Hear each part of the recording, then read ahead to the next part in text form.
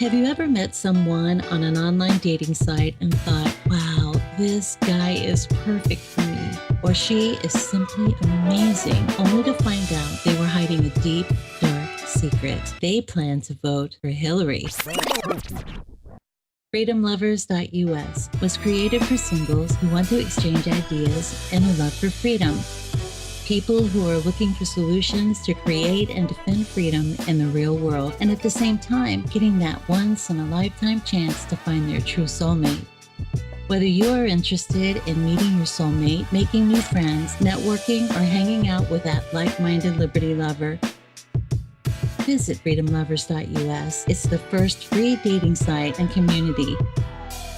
So patriots, don't waste your time with other dating sites. freedomlovers.us is the place where like-minded singles really click. Here we go, guys and girls. You're listening to Love, Guns and Freedom. We'll look at Zanna on K-Talks 1340 AM and also, of course, on 104.1 FM. I must tell you, I'm very happy. I'm excited. I am shocked.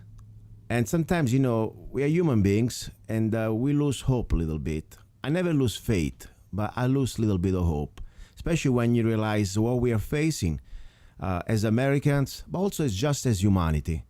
They really try to, I tell you, this is not like a big statement that I try to be dramatic. It's true. They are destroying our rights. And when I say they, I already told you what they are. This is a global plan. This is not just a United States problem, American problem. It's all over the world. They're using governments to completely bring us in bondage. The difference here in America is that we have a foundation that no other government ever had. No other, country ever had. The Constitution, the Bill of Rights, is something they want us to make forget. I mean, the globalists hate that. The fact that we have these documents that they remind government they're supposed to be constrained, the limited powers of the government, and also the fact that we as individuals, as human beings, we have rights that no government can take away from us. And there are no privileges like most of other countries around the world. So this is something really that when I say they, now you understand what I'm talking. The globalists that they are creating, they're trying to create this new world order, this global government. They try completely to destroy our individual rights. Now let's go back more to specific. This is the hour about love. People say, what has to do, Luca, with all this love? I tell you, we had on my show since the beginning of this very sad and challenging journey, several people, several family members of what I call political prisoners.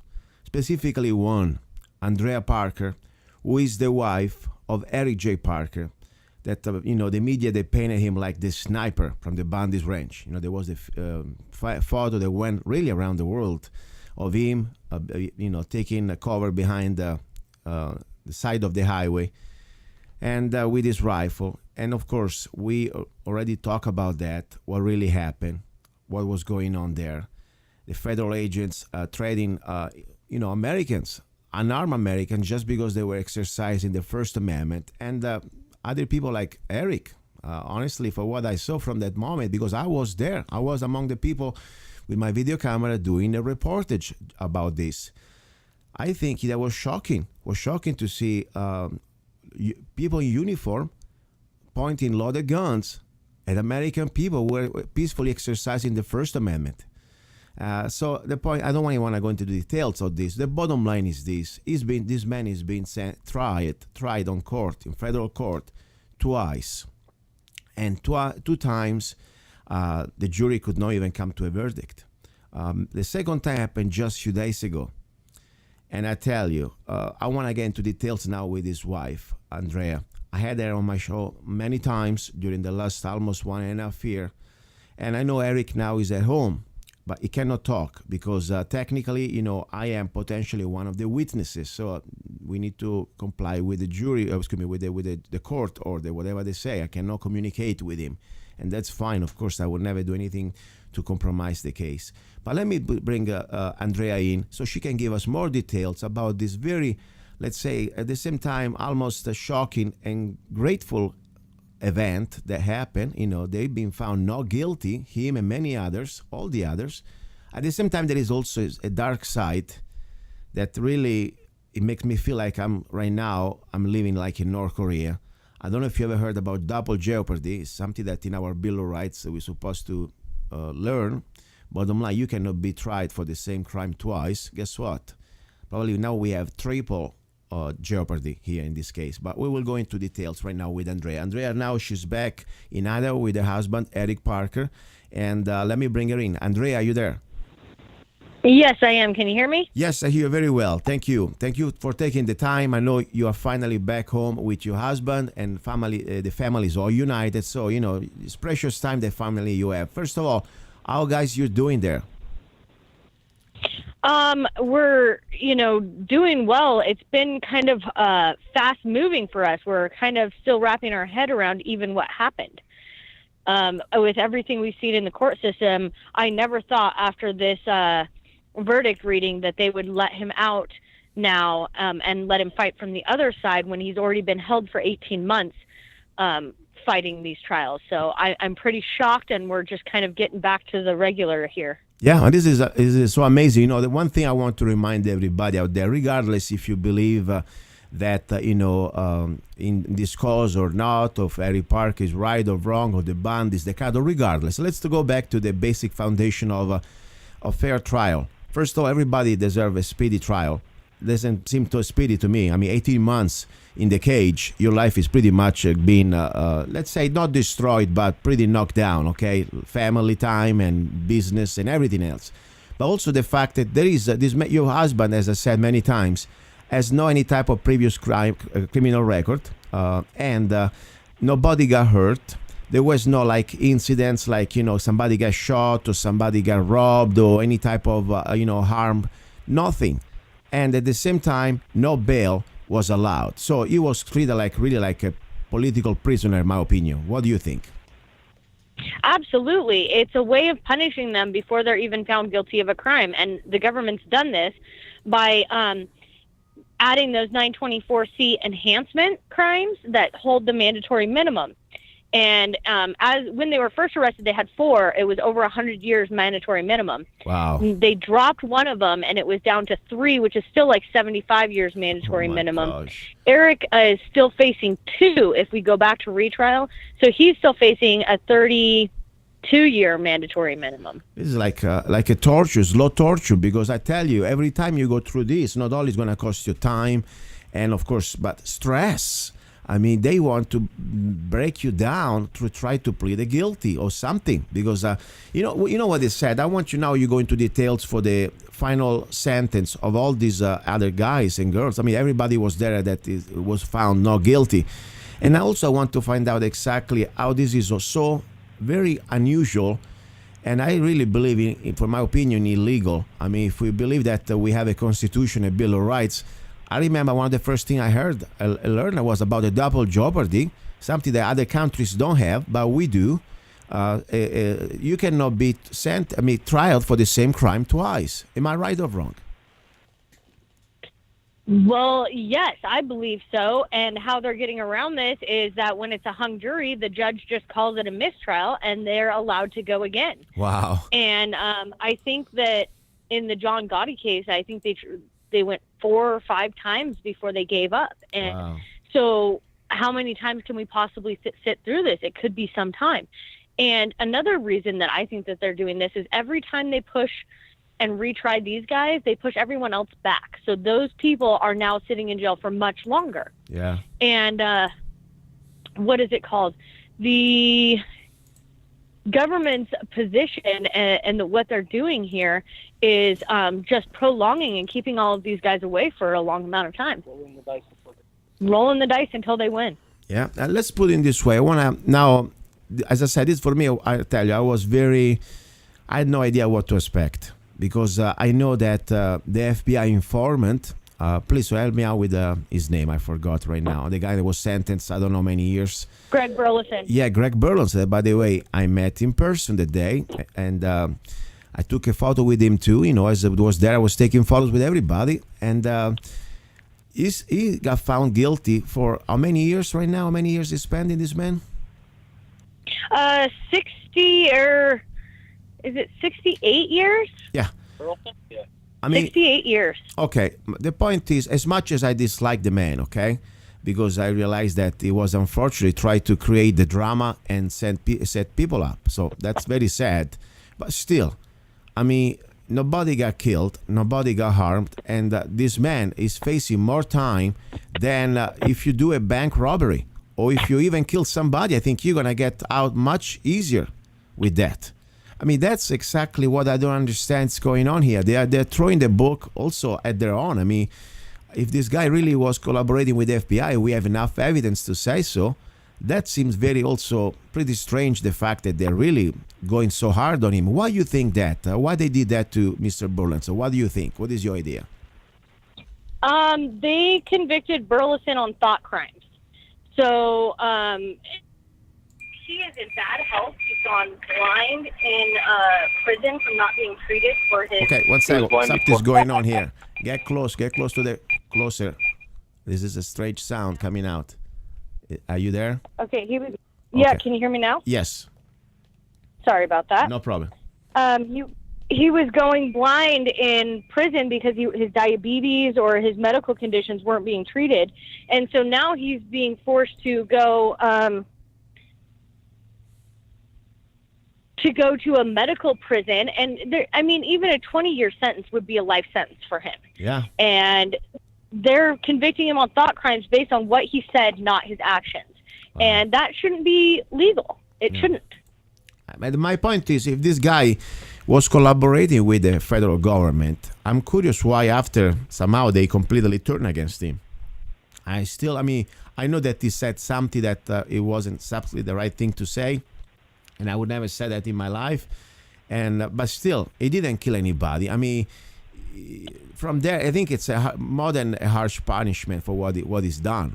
I mean, this is way beyond what he deserves, my opinion. I mean, the jury, too, I think, strange that they went along with that. Maybe they didn't like him, the fact that he was an informant. I mean, why do you think they went so harsh on him? Well, they definitely didn't like what he said. His Longbow interview, when he was talking about burning Metro's homes to the ground with their wives and children inside, Wow. it really...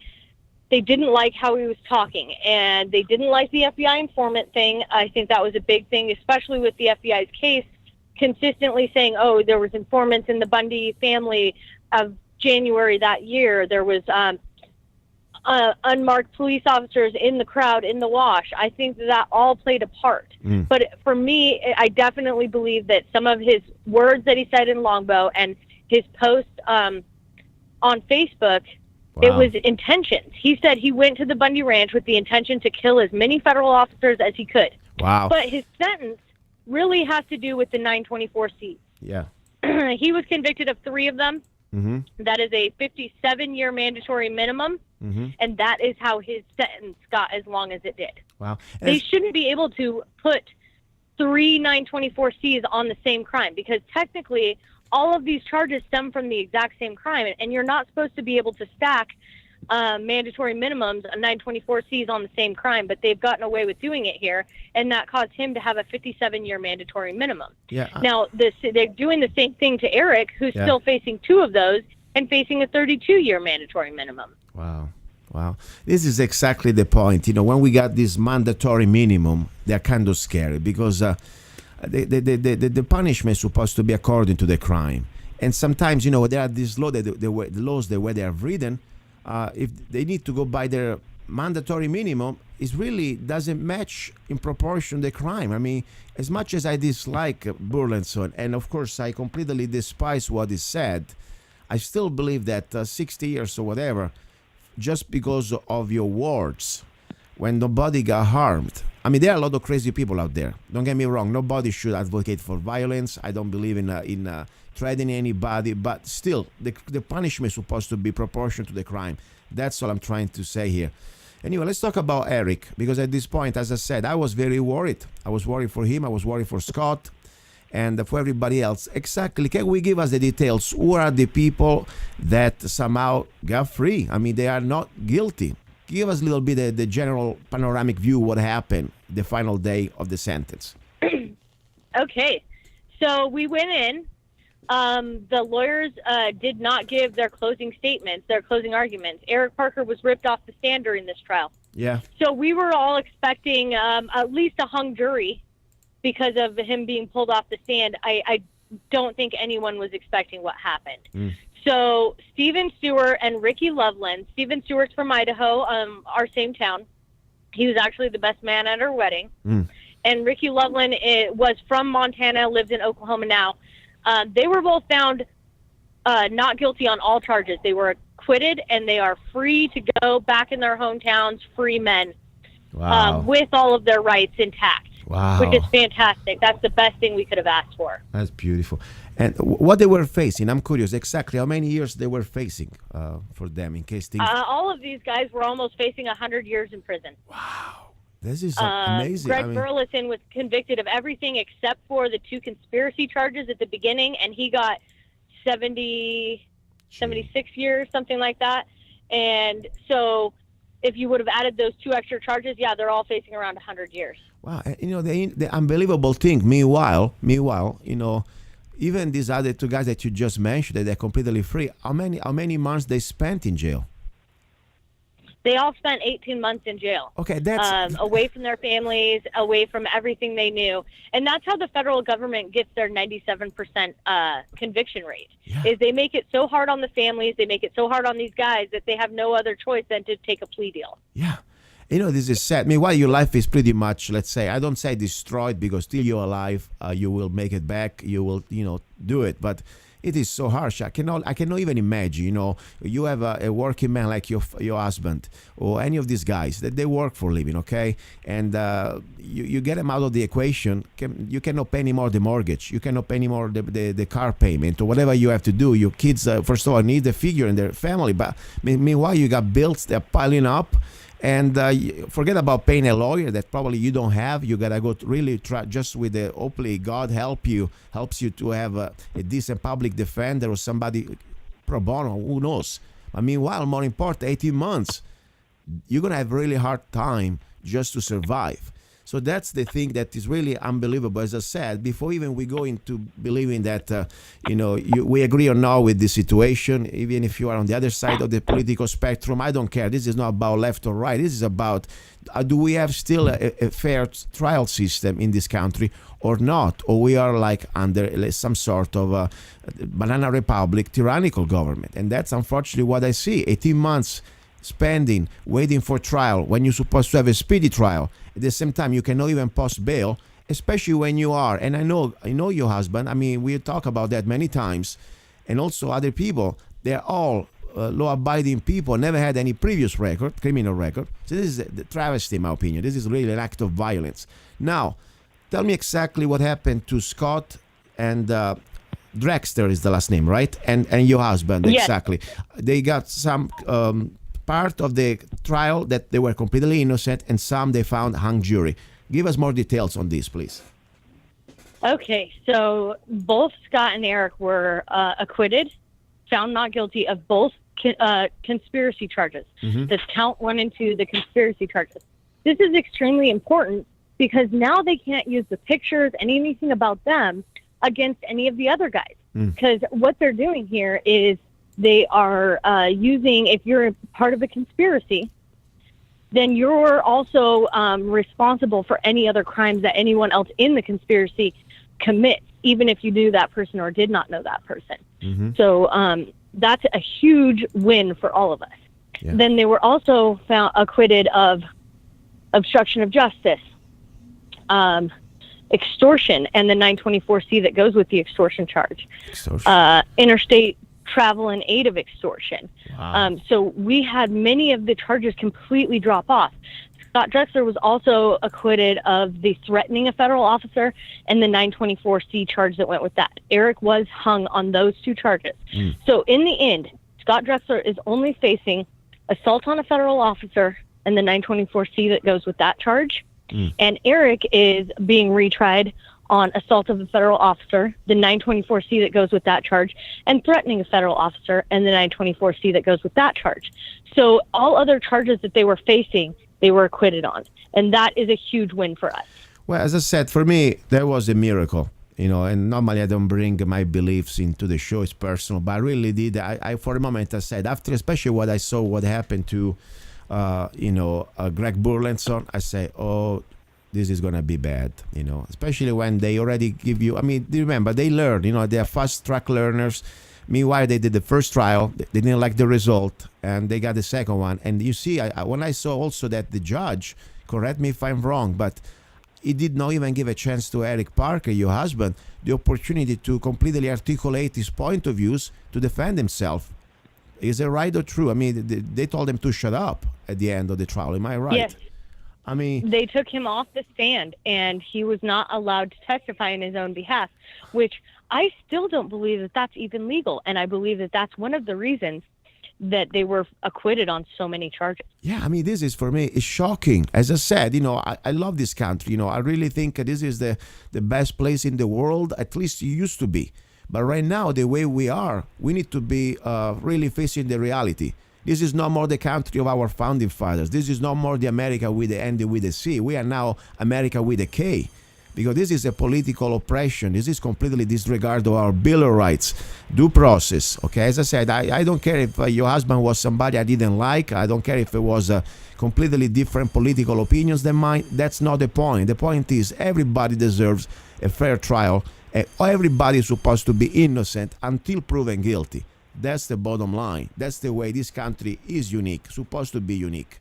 Now, tell me something about, this is still pretty much shocking now. First of all, remind me something. Your husband and Scott and all these other guys, did they have like a personal private attorney, or they were just hanging out with a public defender? We all just have public defenders. And, at first I was really concerned. And by the end, these guys were fighting so hard. They even told the judge at one point they felt like they needed lawyers appointed for them because the way that she was going to accuse them of what? Being in contempt of court. Are you kidding? Yeah, the lawyers themselves. Oh my gosh. And as soon as one of the lawyers got up and said, well, I feel like we need to have a court appointed lawyers for ourselves. Oh my gosh. She immediately started to back off. And so I think that definitely helped us. I think that them stepping forward, I mean, they were at a point facing like losing their entire law practice just to fight for these guys' case. That's how bad it was here. We had everything taken from us. We were not able to put on a defense. We weren't able to talk about why they went or any of those, the First Amendment zone, Dave Bundy being arrested, Margaret Houston being thrown to the ground. We weren't able to speak of any of that. Wow. And we still were able to go from an 8-4 acquittal rate the first trial to an 11-1 acquittal rate during this trial. And a lot of charges actually dropped. So that was pretty big for us as well. This is, as I said, I really believe this is a miracle, or at least we had something that they didn't see it coming. As you know, they have the prosecutors. It's a federal prosecutors has unlimited resources. They're using our tax dollar and millions of dollars. They don't care. It's not their money at the end of the day. It's their arrogance. It's their ego. They must have the 97% success ratio. And I'm sorry, this is sad because, they should stop thinking like that. They should think, hey, we have in front of us human beings. They also are Americans, by the way. And they should be siding by the justice, by the truth, not just by their ego. I must win, just because I must get, my points at the end of the month. And that's the sad thing. I mean, where is justice? The end of the day is supposed to be fighting for justice, not fighting for because you want to be right, or maybe because you don't like the political ideas of the guy on the stand. That's the point. And I'm very saddened because I tell you, I don't even hate them. I feel sad for them. I feel sad for their sons and daughters because maybe now the way they're creating this situation, one day maybe they have a relative facing the same nightmare that they're giving to others. That's what I really, we will have a country if we don't stop it. If we don't stand for this, it's going to be completely like out of a sci-fi horror movie. Seriously, 1984 is nothing compared to this. Now, question. First of all, these lawyers that you had as a public defender, they are great because normally I don't have much faith in these public defenders, but so far I must judge them by the results. What they done is amazing. What do you think? Was part of their job, or maybe just because the jury was smart? What do you think? I think that they were fighting really hard. Wow. And I think that, their decision at the very end to not give a closing statement, I think that helped us a lot too. And it also took away Stephen Meyer's ability to do another cross-closing statement.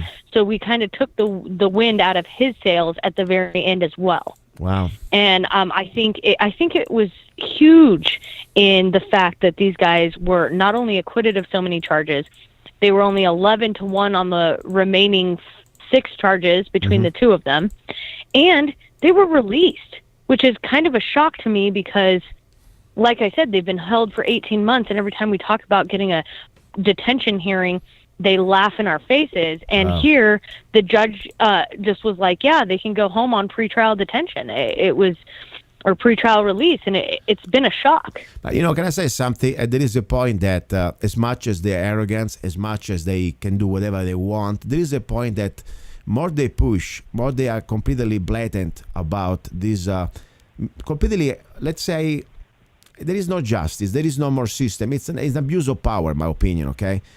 Even the average person who normally don't care start to wake up. Because right now, if you tell me after the third time they tried them and they found them not guilty, and they still want to keep them for another 18 months or 6 months or whatever, even a day, this is like it's a kidnapping, in my opinion. That's what it is. It is no more about they are kidnapping the man. Okay, so my point is maybe they realize that too. That they need to let it go for a moment. Now, what is exactly Eric and Scott? They are back in Idaho. You're back in Idaho.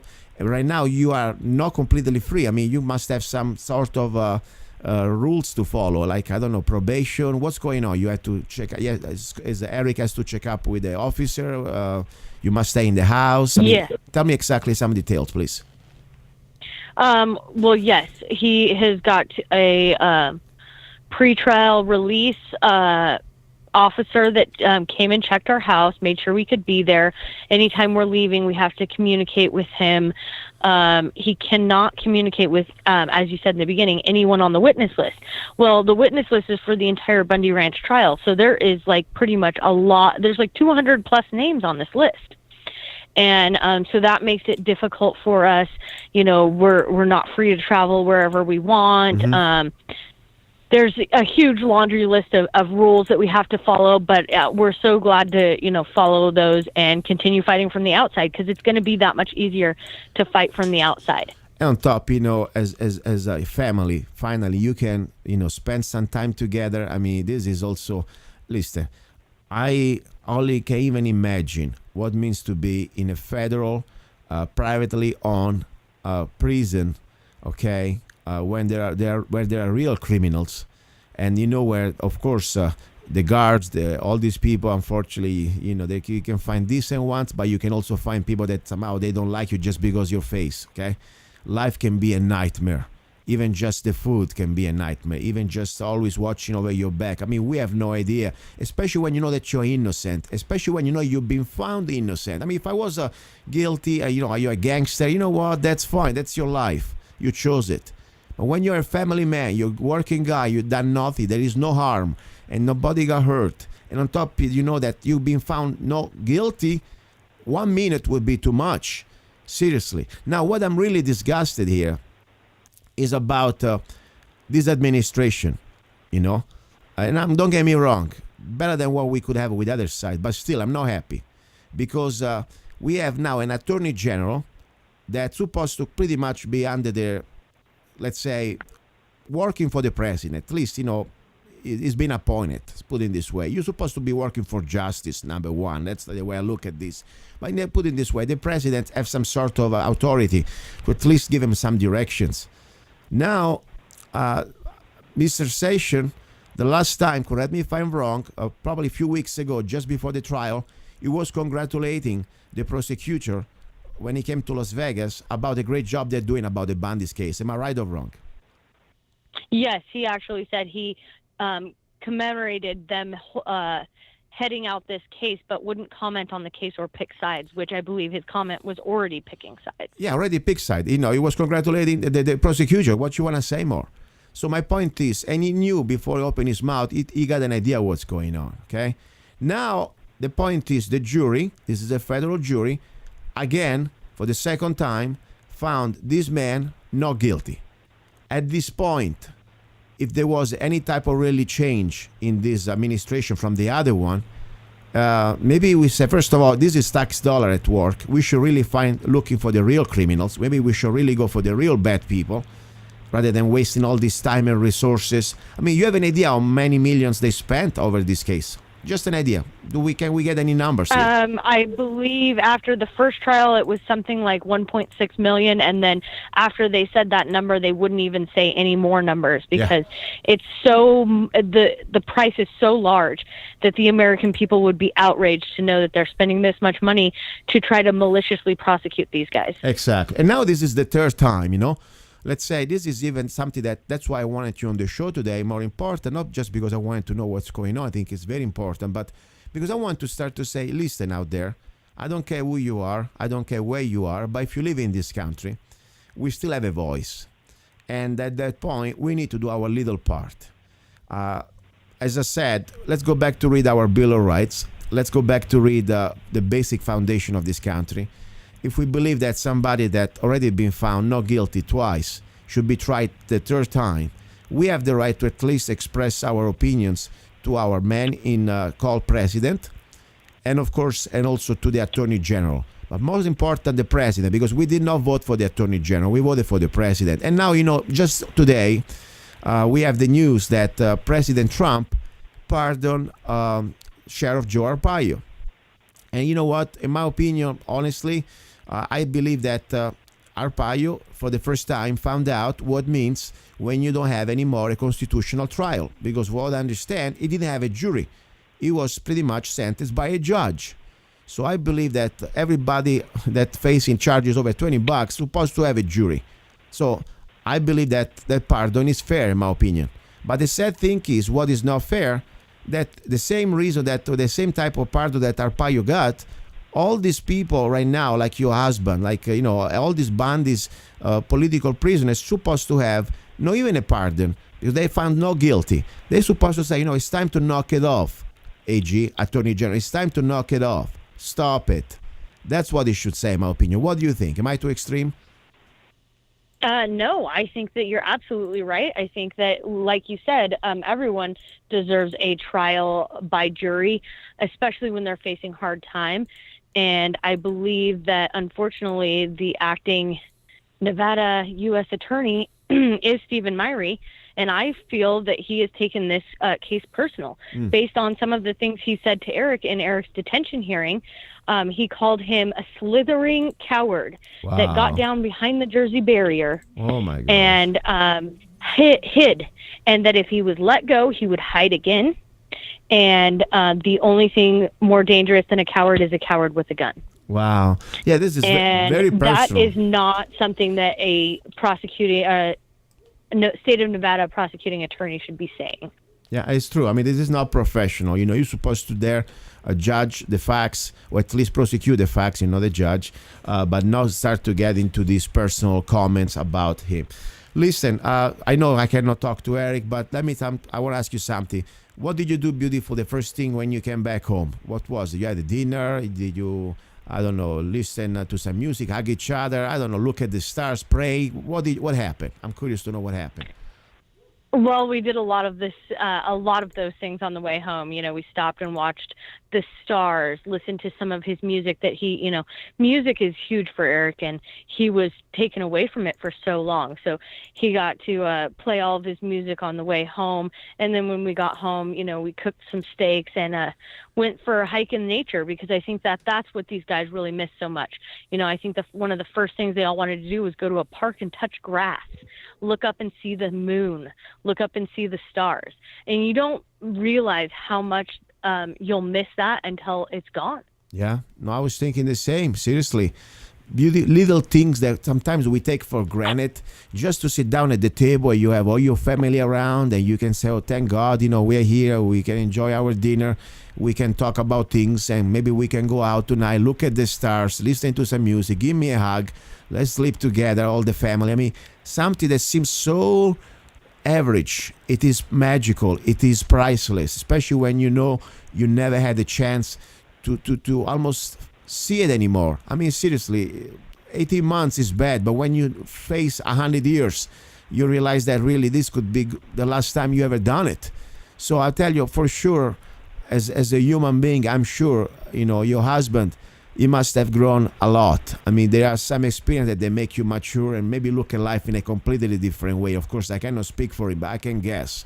What do you think? Do you see him change a little bit for the better or for the worse? I think that he's changed for the better because, like you said, you do appreciate the smaller things once they've been taken away from you for a while. But I also know it's going to be hard acclimating to the outside world. They've been held for over 18 months, segregated, men only, no women around. There's all of these different things. I know one of the things he said is he's been so used to keeping his little area so clean, he gets in trouble anytime things are left out, that the kids just going around and leaving something out, it's like nerve-wracking for him. So he's got a long way to come. Yeah. And we're not done with this. We're looking at possibly having to go back in a month, back to Vegas, and do this all over again. Wow. Well, as I said, now I would like to do this something. As I said, might be my it's a little humble local radio show, but I know through the internet we are reaching more people. I would like to say, everybody out there who is listening to this live show today and also to the broadcast that you can find on lovegunsfreedom.com. This is why I put you in the hour of love. It's not an accident. This is not politics. This is not about left or right. This is not even about the justice system anymore. This is about love. Love for another human being. Love for also every human being out there who deserves justice. And we know evil can take different faces, because when you have your life destroyed, your business gone, your job gone, your saving gone, your kids you miss already probably a couple of birthdays, and you may face all this multiplied by forever. 100 years, it means it's forever. We need to step up if we believe in good, if we believe in love. So that's all I can do. I'm just a regular guy, and probably, I'm sure, they talk about me as you told me already. I don't know exactly what type of surprise they're waiting for me, they're doing for me, but I don't care. I'm here like I've been here since the beginning when your husband was arrested, and I always said the same thing, and I will say the same things. Thank God that day, people like your husband were there, because when I saw for the first time in my life unarmed American people like me and many others, I was there as a member of the media, but many other people, they were also as peaceful protesters. But doesn't matter, I have my own personal opinions too. It's still my right. We having to face loaded guns pointed at us just because we were exercising our First Amendment. I was really say, okay, now all they need somebody start shooting. And I really believe in the deepness of my heart, the only reason why they didn't shoot, because they realized that maybe there could have been repercussion if they were doing something so criminal to unarmed American people. And the sad thing is, if they do that type of behavior, facing a loaded gun to drug dealers, jumping the border, they were probably going to be prosecuted or get sued. That's the story, what happened in the past in other situations. So this is very sad. So all I'm saying now is this. We should call the president, in my opinion. I know probably we feel like sometimes a little voice, but doesn't matter. All start with a little voice. So I think we should call President Trump and say, President Trump, you need to look into this. As much as you look into the Sheriff Joe Arpaio, you need to look into this. We don't even ask for a pardon here. The man had already been found not guilty. Just tell to your AG, Attorney General, to let it go. What do you think? Am I out of place for this, or maybe it's a good idea? Absolutely. I think that that's a good idea. That's what I've been talking about since the beginning, is that we need to but we need to focus on the money. We need to tell them, you know what? You have spent enough of the taxpayers' dollars on trying these guys. And the taxpayers, don't want to foot the bill for a third trial when it was 11-1. And because I know a lot of the time we go in and we're asking for something, we're like, look into this. But we really need to focus on stop wasting our money. We are the taxpayers. We give you the money, and you're supposed to use it accordingly to help the communities, to help the towns, to help the states. And this doesn't help anyone. And if you look at all of the budget cuts that they're doing all over the place, yet they're feeding millions of dollars into this case and trying these guys over and over again. Okay, money, I'm sure it's something that normally in politics people listen, but I think life and justice, that's for me even more important, because at this point, I don't care if it was $1 billion here, there is a life, there are several lives, that there are innocent lives, they've been found innocent, not guilty. It's time to let it go. Yes, let's bring also the money, that's fine. Listen, I want to say, first of all, I'll give you now the floor to close whatever you want to say, but meanwhile, I want to say, I know I cannot speak to your husband, just say hi to him. I pray for him, and I hope one day, I really would like to, we met only one time that day, and I promise, I like to go to the range and enjoy the shooting part. And my dream would be nice that finally we can go to the range together, have fun, and think about this like was just some sort of a nightmare, but also was an important chapter of American history. Let's not forget, because what's happening today, it is history in making.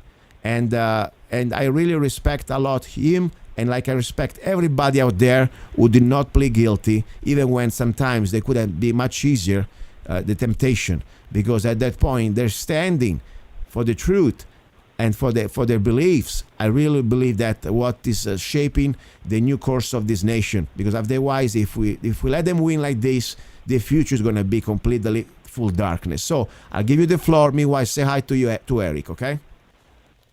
All right. And like I said, as soon as he's acquitted of all charges and has his rights fully restored, we would love to come up and see you. Very good. I just have to say out there, I want to thank everyone that's followed this, that's written letters, that shared and talked about this with your friends and neighbors. There is no small part in this fight, and this fight is not over. It's just beginning. There's so many more trials that we have to go through. And I just appreciate everyone's support and everyone paying attention, because that's really what is making the difference here, is the fact that they're not able to sweep this under the rug, and for all the people to just forget about these guys. That's why they waited 2 years to arrest them. That's why they stuck them in jail for another year before the trials even started. And it could be still another year before some of them even see a courtroom. So we're in it for the long haul, and we appreciate everyone sticking with us. All right. Thank you very much, Andrea. This was Andrea Parker, the wife of Eric J. Parker, that of course he cannot be on the show right now because I am one of the 200 potential witnesses. So the court says that I cannot talk to him. That's fine. This is the update. Now, little break. Then we have a special call from Germany. I'm curious to know what she has to say. Do not go away. You're listening to Love, Guns, and Freedom with Luca Zanna. He's a songwriter, a poet, a rifleman. I'm not afraid. And a constitutional activist. I'm not afraid. Italian by birth. I'm not afraid. American by choice. Gianluca Zanna. I'm not afraid. And his new CD, Love, Guns, and Freedom. 16 powerful songs on one CD from the heart of a patriot.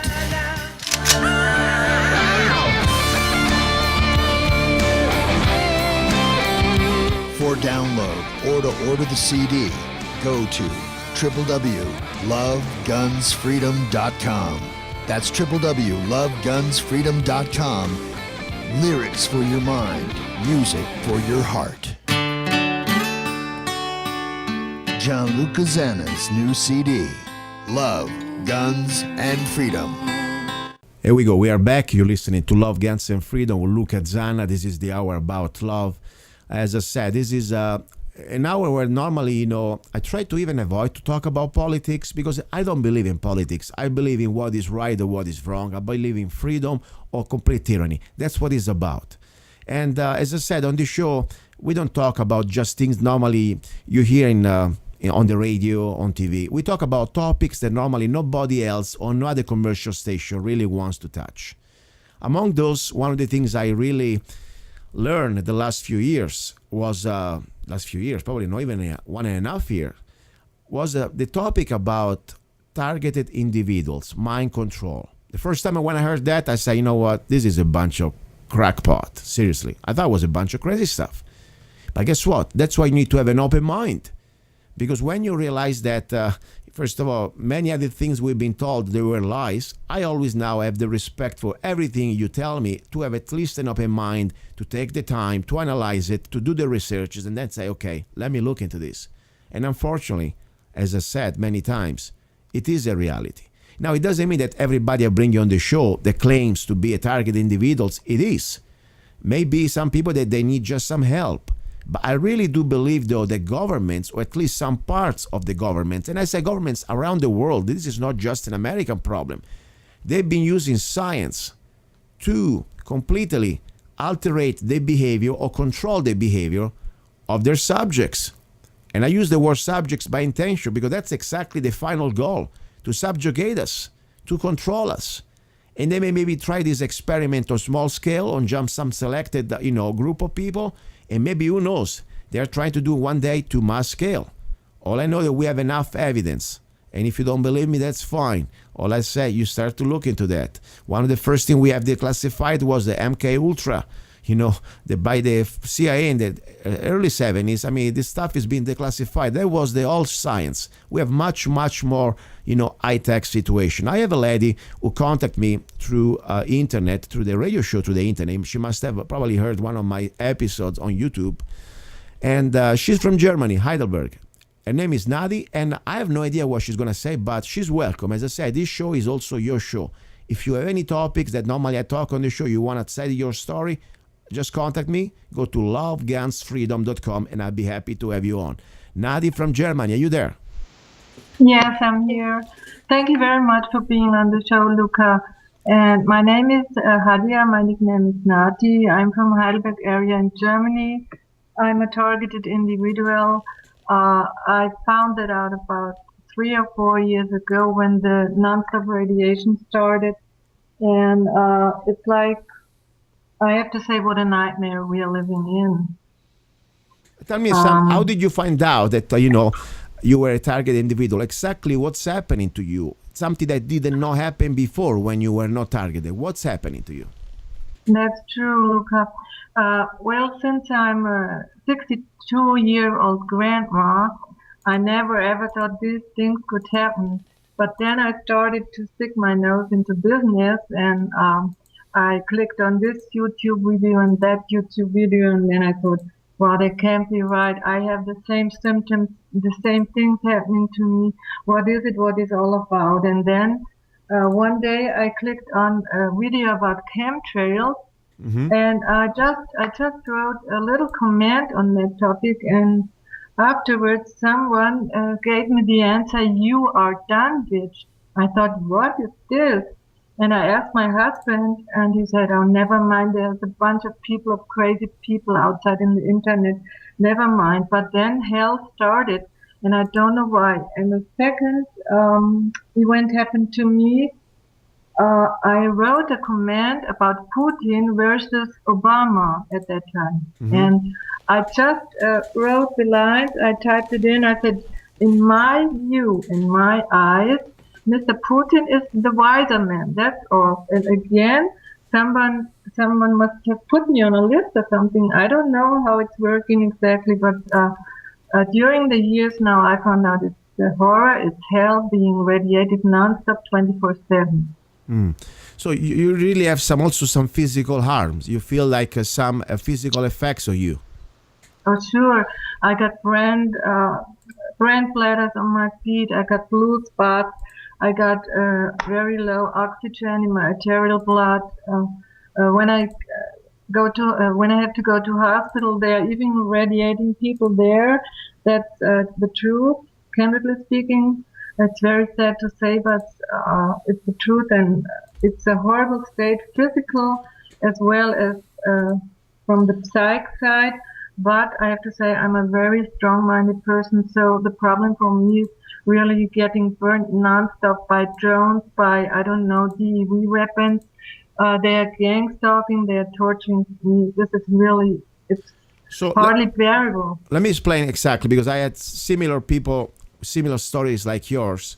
You don't know each other. You live in different parts of the world. What these guests that I had on my show are claiming, and they also have evidence, of course, I'm here. I'm a radio host. Okay, I cannot say that I was there and I see what's going on, but I just repeating what they are sharing with us. That pretty much they have, first of all, this sort of real physical attacks, normally with also electromagnetic or let's say like almost microwaves, things that really makes your body like start to change. I mean, boiling or heating or getting hot. I mean, it could be something that could be really almost like a slow torture. Then there is another aspect also, that's something that this sort of technology that we prove that it's real.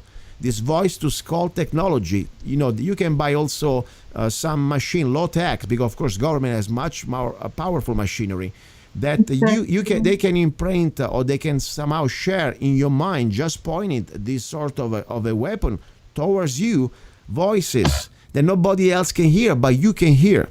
And that would be another thing that normally they drive you crazy. I mean, they make you believe things that you don't want to even listen to it. So the only question I always say, why? We can guess. We don't know exactly why this is happening.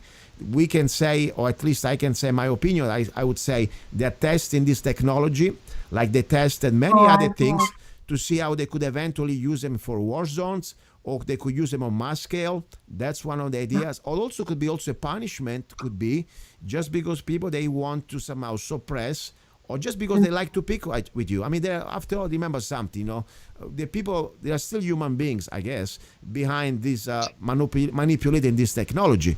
Sometimes they just are a bunch of sadistic people who love just to see you in pain. Like, you know, a little lamb walking around the field. Let me pick on her. Bang. And let's see how she squirms. I mean, that's all I can guess. But the point is, unfortunately, this can be real.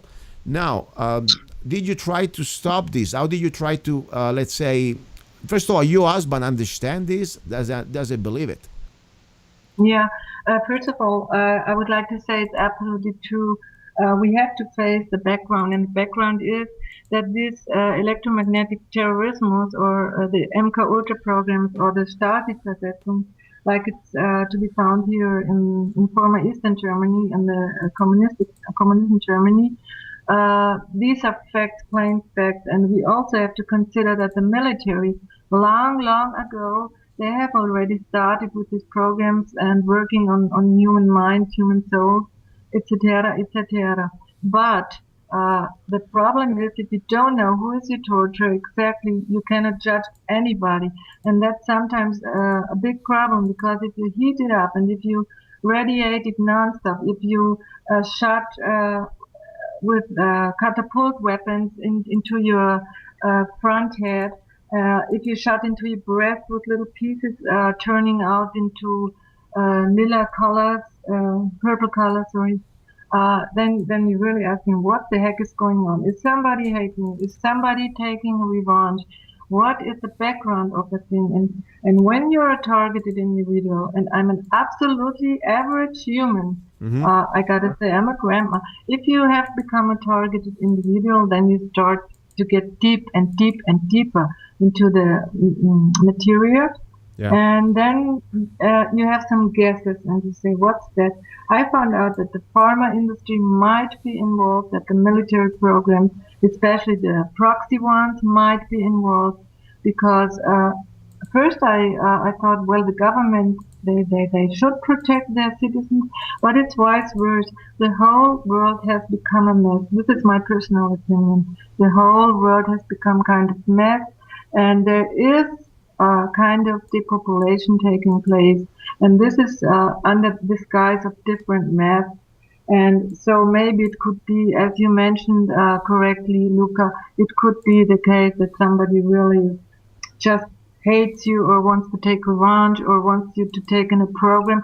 But also, I think, concerning my background, my family tribe, I think they are picking out sorry, I gotta say that the little intelligent, I guess I'm pretty intelligent, at least I was at school, and the ones who are very strong physically and emotionally and strong-minded, and the ones who are resilient, I forgot the vocabulary. Sorry, my English is not that good. Well, let me stop you 1 second. We're almost at the end, and for some reason the audio starts to get a little weird. But I want to say, first of all, thank you for reaching out, and also thank you for even, listening. I know you're in Germany. How did you find out about me and the show? Very interesting. Of course, Luca, I'm the music lady, and hopefully, if we can speak another time, I will try to give you every answer with music. There is always an answer in any kind of music, like, what can I say? If you ask me a question, I could answer with a song, Yeah. because I love music. I play the piano, I play the accordion, I play the guitar. I'm composing songs. I love music, all kind of music. Especially Italian opera, but also techno, also rave. Well, Also I would like to have you everything. back. Rock. I would like to have you back.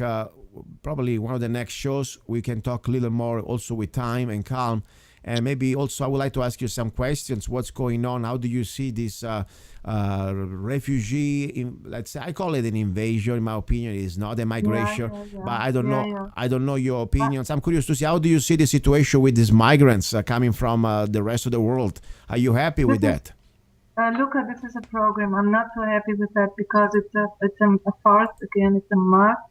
And thanks to our government, I mean, not only the German government, but the governments worldwide, and there are good among them, but the plans, what they are doing with them, I sometimes I feel very unhappy about it, because they are given, for example, brand new mobiles, €1,000, and they can use these mobiles as weapons against the targeted individuals. And they're sitting in the tram and just shooting at me, at my head, at my feet, just laughing. And they're even not told what they're doing. Maybe they say, diese Frau ist böse, this woman is a very mean person, maybe she's a terrorist, maybe she's a... Nati, we are at the end of the segment. I want to give you a hug and thank you, and I'll be in touch with you. Now we are friends on Twitter, and I want you back on the show. Guys, the show is over for today. God's willing, I'll talk to you next Sunday. You've been listening to Love, Guns, and Freedom with Luca Zanna. Thank you very much. Are you ready to get lost in lust? Immerse yourself in a thunderstorm of emotions and passion. Order Gianluca Zanna's new book, Perfectly Crazy, 69 erotic visions and love poems with forbidden erotic Italian phrases. Perfectly Crazy by Gianluca Zanna. Available all over the world at Amazon.com and www.zanna.us.